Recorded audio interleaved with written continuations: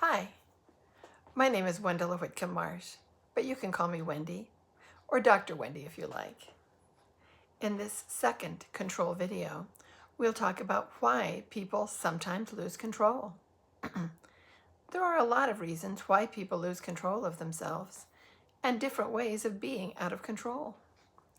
If you tend to be overwhelmed by sensory experiences, like certain smells or noises, and you find yourself in a noisy place you can't escape, or near someone with strong perfume that stays in the air you breathe, this can make it harder to keep control of yourself.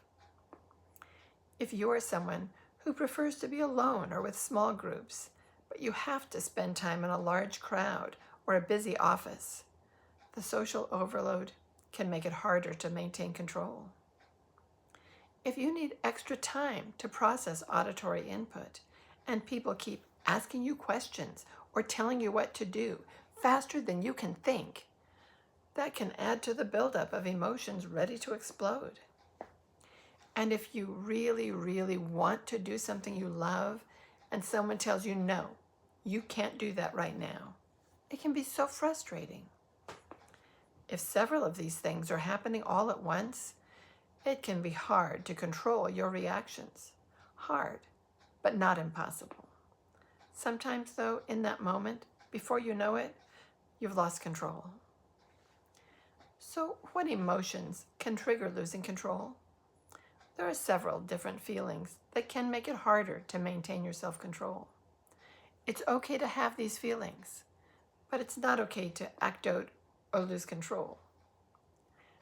One of these triggering feelings is anger. When someone is out of control because they are angry, it can be scary for the people nearby. The angry person might swear, shout, scream, stomp their feet, and shake their fists. They might threaten to do things that usually they would never really do, like harming someone or themselves. They may even act on it, hitting, pushing, or kicking other people in their anger. Sometimes they're not quite aware of how out of control they were, and they may be surprised to learn later that they actually hurt or frightened someone. Another triggering emotion is sadness.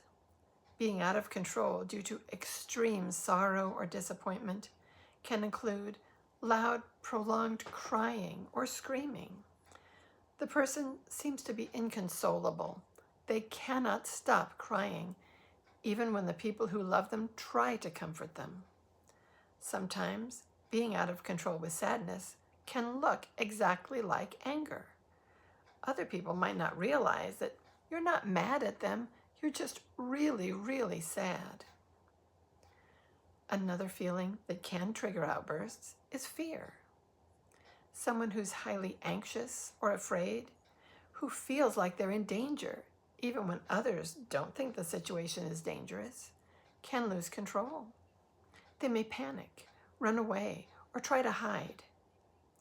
They may even lash out at the people around them. Similar to sadness, it might look like the person is angry rather than afraid. But the out-of-control reaction is rooted in extreme anxiety or fear.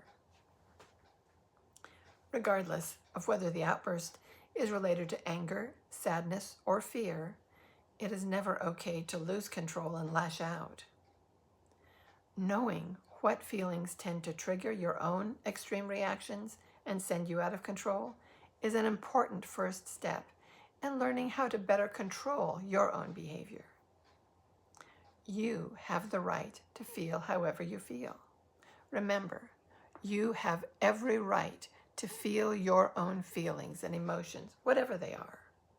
No one should tell you how you should feel about something or that your emotions aren't valid. Honor your feelings. At the same time, if you're unhappy with the way you sometimes react in the grip of strong emotions, you might choose to learn to take control rather than being at the effect of your feelings. This is something you can do, and there are those who will help you. To learn more, read the full control series and watch the next video. You can do this, and you deserve to feel the confidence and peace that comes with self-control.